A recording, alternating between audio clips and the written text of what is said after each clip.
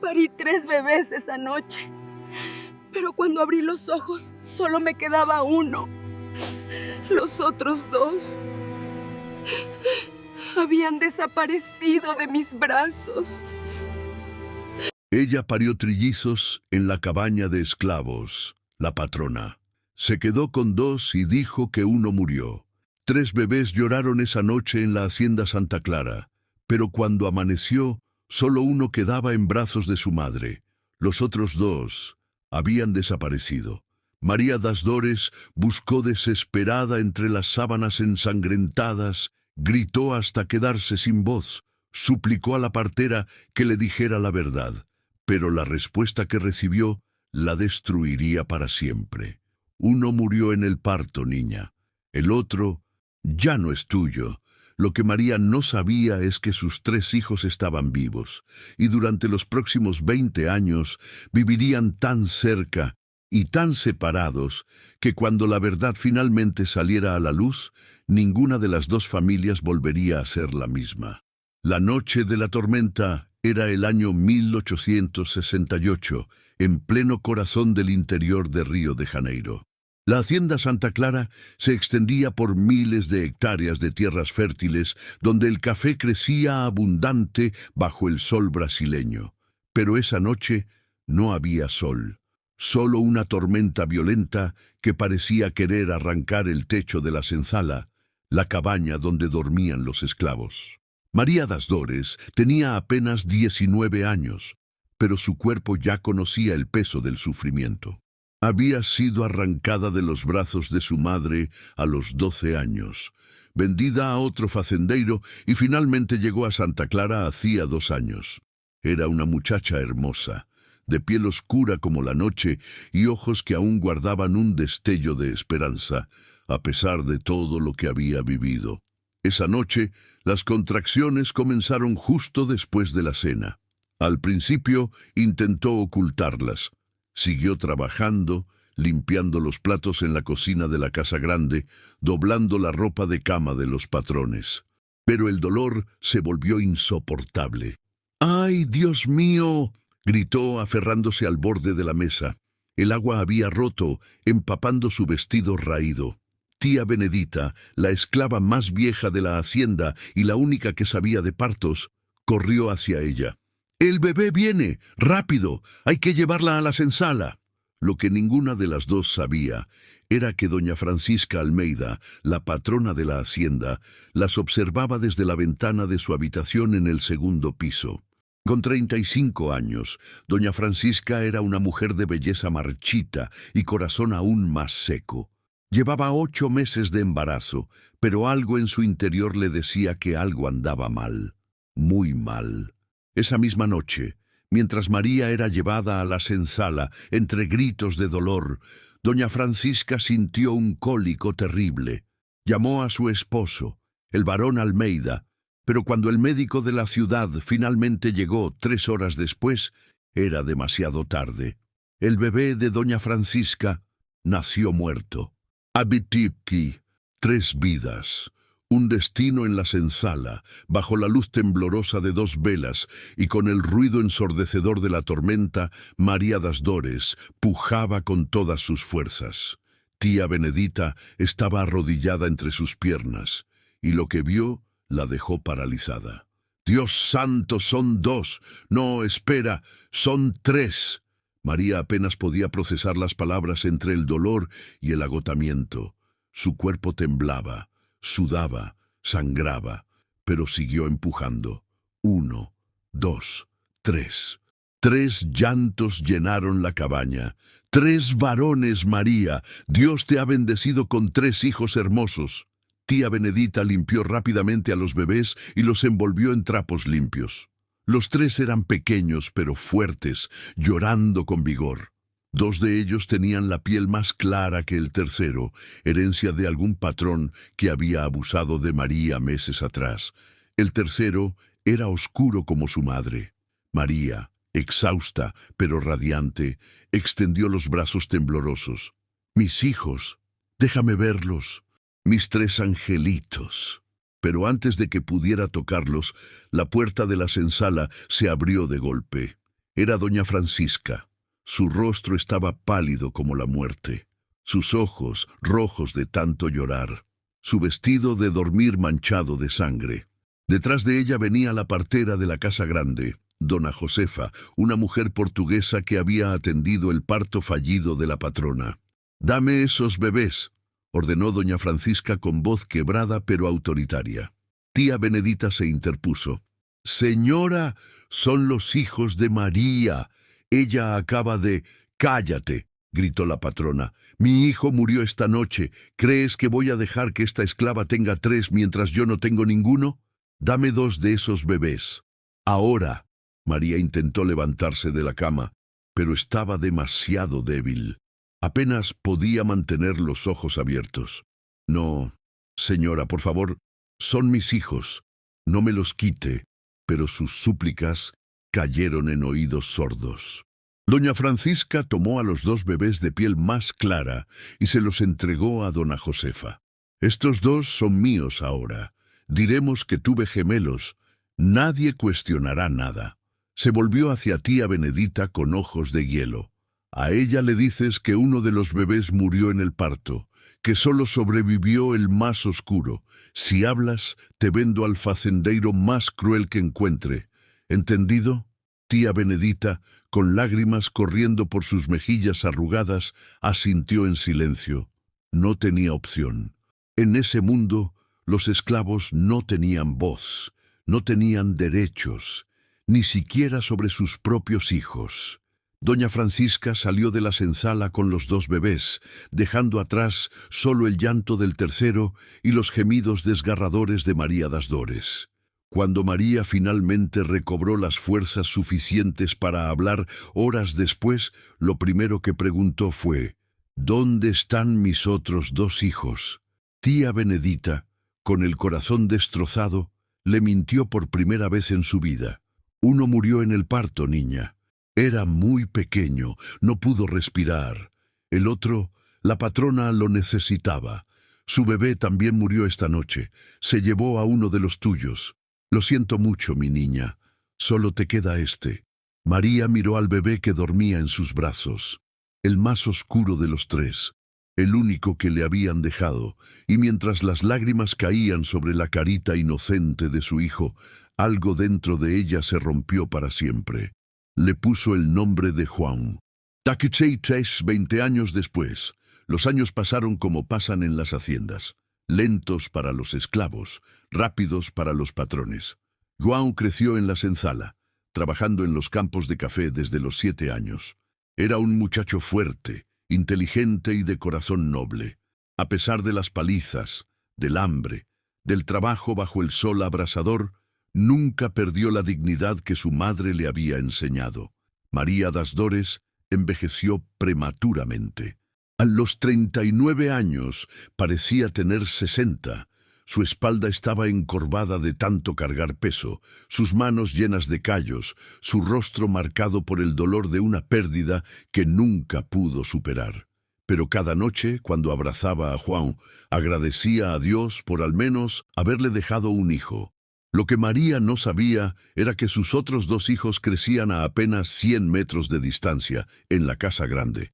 Doña Francisca los había criado como propios. Les puso los nombres de Pedro y Paulo. Les dio la mejor educación que el dinero podía comprar. Traía tutores de Río de Janeiro para enseñarles francés, matemáticas, literatura. Los vistió con las mejores ropas importadas de Europa. Los presentó en sociedad como los herederos de la hacienda Santa Clara. Pedro y Paulo eran idénticos, altos, de piel clara, ojos verdes y cabello castaño ondulado. Nadie cuestionaba que fueran hijos del barón Almeida, aunque él mismo tenía sus dudas silenciosas. Pero el barón era un hombre débil, dominado por su esposa, y prefirió la mentira cómoda a la verdad incómoda. Los gemelos crecieron con privilegios, pero también con un vacío extraño que no podían explicar. Especialmente Pedro, el más sensible de los 2. Siempre se sintió diferente, como si algo dentro de él no encajara en aquel mundo de lujos y apariencias. Un día, cuando tenía 12 años, Pedro preguntó a su madre: «Mamá, ¿por qué no tengo recuerdos de cuando era bebé?» Paulo dice que él tampoco. Doña Francisca palideció. «Los niños no tienen recuerdos de esa edad, mi amor. Es normal. Pero la abuela dice que ella sí recuerda cosas de cuando era muy pequeña». «Basta de preguntas», estalló doña Francisca. «Ve a hacer tus deberes». Pedro nunca volvió a preguntar, pero la duda quedó sembrada en su corazón. Brisis, el encuentro prohibido. En el año 1888, el mundo estaba cambiando. Se hablaba de abolición, de libertad, de derechos. En la hacienda Santa Clara, las tensiones crecían. Muchos esclavos habían huido buscando ciudades donde ya eran libres. Otros esperaban pacientemente la firma de la ley que cambiaría sus vidas para siempre. João, ahora con 20 años, trabajaba en los establos.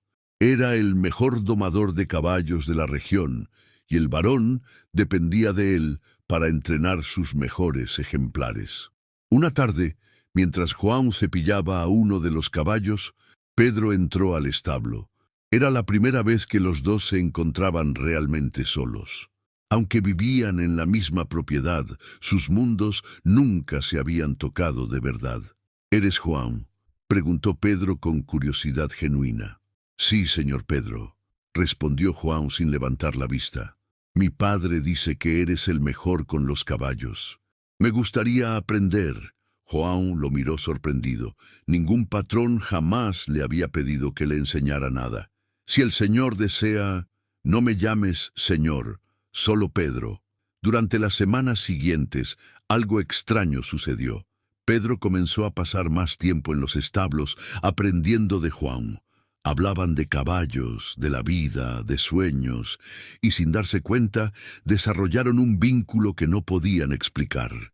Una tarde, mientras descansaban bajo la sombra de un árbol, Pedro dijo: «A veces siento que no pertenezco a ese mundo de allá arriba, como si hubiera nacido en el lugar equivocado». João lo miró con intensidad. «Y yo a veces sueño que nací libre, que tengo hermanos en algún lugar, que mi vida pudo ser diferente». Se miraron en silencio. Algo invisible pero poderoso vibraba en el aire entre ellos. Paulo, el otro gemelo, los observaba desde la ventana de la casa con el ceño fruncido. No le gustaba la cercanía de su hermano con un esclavo, no le gustaba nada. La confesión en el lecho de muerte. Tía Benedita tenía 84 años cuando cayó enferma en el invierno de 1888. Todos sabían que no pasaría de esa estación. La vejez, el trabajo duro y el peso de 20 años de secretos finalmente estaban cobrando su precio. María das Dores no se apartaba de su lado. Tía Benedita había sido más que una amiga. Había sido su madre, su consejera, su única familia, además de João.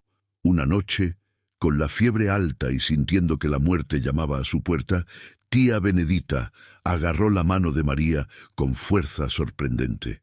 «Tengo que decirte algo antes de morir, algo que me ha quemado el alma durante 20 años». María se inclinó más cerca. «¿Qué pasa, tía? Descanse, no se esfuerce». «¡No!», gritó la anciana con los ojos muy abiertos. «Tus hijos, tus 3 hijos. Tía, solo tengo a João. Los otros están vivos. Los 3 están vivos, María. Ninguno murió». El mundo de María se detuvo. Su corazón dejó de latir por un instante. ¿Qué está diciendo? Con voz entrecortada, entre lágrimas y temblores, tía Benedita contó toda la verdad. La llegada de doña Francisca esa noche, el robo de los bebés, la mentira que le habían obligado a contar, los 20 años de silencio, Pedro y Paulo, los gemelos de la casa grande. «Son tus hijos, María, son hermanos de João. La patrona se los robó la noche que nacieron». María sintió que el suelo se abría bajo sus pies. 20 años. 20 años cuidando la ropa de sus propios hijos sin saberlo. 20 años viéndolos crecer como hijos de otra mujer. 20 años de una mentira que le había robado la vida. El grito que salió de su garganta fue tan desgarrador que despertó a toda la senzala. ¡Mis hijos! ¡Mis bebés! ¡Dios mío, mis hijos están vivos! Juan corrió hacia su madre, sin entender qué pasaba. María lo abrazó con desesperación mientras lloraba incontrolablemente. «Tienes hermanos, Juan, tienes 2 hermanos, y están ahí, en la casa grande. Fueron robados. Mis bebés fueron robados». Tía Benedita murió esa noche, pero antes de cerrar los ojos por última vez, susurró: «Perdóname, niña. Perdóname por no haber sido más fuerte». María le apretó la mano. «Ya está perdonada, tía. Ahora descanse y gracias. Gracias por finalmente decirme la verdad». La confrontación. Al día siguiente, María no fue a trabajar. Por primera vez en 20 años, desobedeció las órdenes. Se plantó frente a la puerta principal de la casa grande y exigió ver a doña Francisca. Los otros esclavos la miraban aterrorizados. Todos sabían que eso significaba una paliza, o algo peor, pero María ya no tenía miedo. Ya no tenía nada que perder. Cuando doña Francisca finalmente bajó las escaleras, encontró a María de pie en el salón principal, con Juan a su lado. La patrona palideció al ver la determinación en los ojos de la esclava. «¿Cómo te atreves a entrar aquí?» 20 años, dijo María con voz firme, aunque le temblaba todo el cuerpo. 20 años me robó. 20 años me quitó a mis hijos. No sé de qué hablas, estás loca. «No estoy loca», gritó María. «Tía Benedita me lo contó todo antes de morir. Pedro y Paulo son mis hijos. Los robó la noche que nacieron». El silencio que siguió fue ensordecedor. En ese momento, Pedro y Paulo bajaban las escaleras. Habían escuchado los gritos. Estaban confundidos, asustados. «Mamá, ¿qué está pasando?», preguntó Pedro. Doña Francisca intentó componerse. «Nada, hijo. Esta esclava está delirando. Guardias, sáquenla de aquí». Pero María se adelantó, mirando directamente a los gemelos. «Ustedes nacieron en la senzala. Yo los parí. Son mis hijos, hermanos de Juan». Pedro miró a Juan. De repente, todo cobró sentido. Esa conexión inexplicable, ese sentimiento de pertenencia que sentía cuando estaba cerca de él. Los sueños recurrentes de una mujer de piel oscura cantándole canciones de cuna. «No, no puede ser verdad», susurró. Pero en el fondo de su corazón sabía que sí lo era. Paulo, en cambio, reaccionó con furia. «Mentiras. ¿Cómo te atreves a decir esas barbaridades?». El barón Almeida entró al salón en ese momento. Miró a su esposa, luego a María, luego a los gemelos, y en sus ojos María vio la verdad. Él siempre lo había sabido. «Francisca», dijo el barón con voz cansada, «basta ya de mentiras». Doña Francisca se derrumbó, cayó de rodillas, llorando. «No podía quedarme sin hijos, no podía. Mi bebé murió esa noche y yo solo quería ser madre». «¿Y yo qué?», gritó María. «Yo no tenía derecho a ser madre. Me robó a mis hijos para llenar su vacío». Pedro se acercó lentamente a María. La miró a los ojos, y en esos ojos oscuros vio su propia alma reflejada. «¿Es verdad?», preguntó con voz quebrada. «¿Realmente eres mi madre?». María extendió una mano temblorosa y tocó el rostro de su hijo por primera vez en 20 años. «Sí, mi niño, eres mi hijo, tú y tu hermano Paulo, y Juan, todos ustedes son hermanos». Pedro comenzó a llorar. Se dejó caer en brazos de María, abrazándola como había soñado hacer durante años, sin saber por qué. María lo sostuvo, sintiendo que ese abrazo curaba 20 años de dolor en un solo instante. João se acercó también, y los 3 se abrazaron. 3 hermanos que habían vivido a 100 metros de distancia, pero en mundos completamente diferentes. Paulo, sin embargo, se mantuvo alejado. No podía aceptarlo. No quería aceptarlo. «Yo no soy hijo de una esclava», dijo con desprecio. «Yo soy hijo del barón Almeida. Esto es un error». Se dio la vuelta y subió las escaleras, negándose a mirar atrás. la libertad y el perdón. 3 días después, el 13 de mayo de 1888, la princesa Isabel firmó la Ley Áurea, aboliendo oficialmente la esclavitud en Brasil. María das Dores ya no era esclava, era libre. Pero la libertad legal no podía borrar 20 años de esclavitud emocional. No podía devolverle el tiempo perdido con sus hijos. No podía borrar el dolor de haber sido separada de ellos. Pedro decidió quedarse con María y João. Dejó la casa grande, dejó los privilegios, dejó el apellido Almeida. Quería aprender quién era realmente, de dónde venía, qué significaba ser hijo de María das Dores. Fue difícil. Durante meses Pedro luchó con su identidad. ¿Era el muchacho rico educado en Francia? ¿O era el hijo de una esclava que había sido robado al nacer? ¿Podía ser ambos? Ninguno. João fue paciente con él. Le enseñó a trabajar la tierra, a vivir con menos, a encontrar alegría en las cosas simples, y poco a poco los dos hermanos construyeron el vínculo que les había sido negado desde el nacimiento. Paulo, por otro lado, se aferró a su vida anterior. Se negaba a aceptar la verdad. Siguió viviendo en la casa grande, llamando madre a doña Francisca, actuando como si nada hubiera cambiado. Pero algo sí había cambiado, y Paulo lo sentía cada día. La mirada del varón ya no era la misma. Los vecinos cuchicheaban, y cada noche, cuando se miraba al espejo, veía a João reflejado en sus propios rasgos, recordándole una verdad que no podía seguir negando. Epílogo. 20 años después de la verdad. Han pasado 20 años desde aquella confrontación en la casa grande. María das Dores murió en paz hace 5 años, rodeada de sus 3 hijos. Sí, 3. Porque Paulo finalmente encontró el valor para acercarse a su madre verdadera. Fue difícil, tardó años, pero el día que finalmente la llamó mamá, María lloró de felicidad. Pedro se convirtió en maestro. Usa su educación privilegiada para enseñar a leer y escribir a los hijos de exesclavos en la región.